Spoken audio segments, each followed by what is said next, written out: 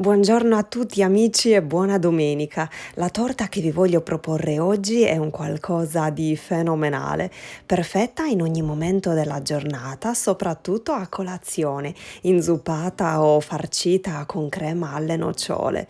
Senza uova, senza burro, altissima, sofficissima, con un buon sapore di zucca e cioccolato che la rende davvero irresistibile e ideale per l'autunno. Era da tanto che volevo farla così e visto che è ancora periodo di zucca ne ho voluto subito approfittare. La preparerete in pochi minuti. Per prima cosa in una ciotola setacciamo e misceliamo assieme 360 g di farina 00, una bustina da 16 g di lievito per dolci vanigliato e un cucchiaino di cannella in polvere. Mettiamo da una parte. Nel frattempo accendiamo il forno e lo facciamo preriscaldare a 180 gradi. All'interno del boccale del bimbi o di un mixer versiamo 270 g di zucca pesata già pulita, 150 g di zucchero semolato, 150 g di latte scremato o comunque scegliete voi se usarne uno vegetale e tritiamo il tutto assieme per almeno 10 secondi alla massima velocità.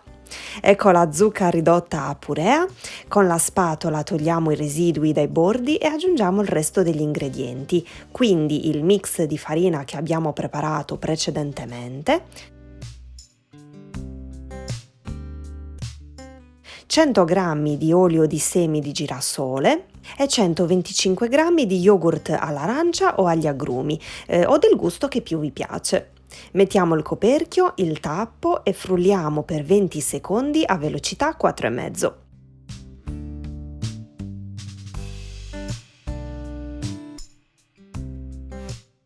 Infariniamo 95 g di gocce di cioccolato extra fondente, le aggiungiamo al composto e misceliamo ancora per qualche secondo.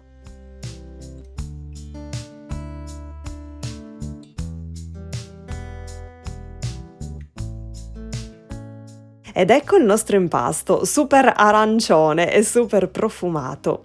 Ungiamo con poco olio e infariniamo uno stampo a cerchio apribile del diametro di 20-22 cm e ci versiamo dentro il composto. Se volete fate come me e aggiungete delle gocce di cioccolato sulla superficie prima di infornare la torta, oppure secondo me ci starebbero bene anche le mandorle a lamelle. Inforniamo a 180 gradi per 55-60 minuti. Essendo così alta la torta ci impiegherà più tempo a cuocere, comunque voi fate sempre la prova a stecchino prima di estrarla dal forno. Ed eccola prontissima, che profumino ha rilasciato in tutta la casa. La faremo freddare su una gratella, dopo un po' toglieremo anche il cerchio apribile della tortiera e poi la sistemeremo sul piatto, pronta per essere servita e gustata.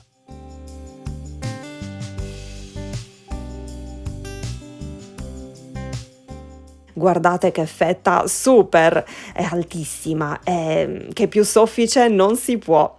Oltretutto, non contenendo uova, risulta ancora più leggera rispetto alle torte classiche. Io l'ho gustata a colazione, ma non solo io. E l'ho già rifatta 3 volte perché a casa va via subito, va subito a ruba.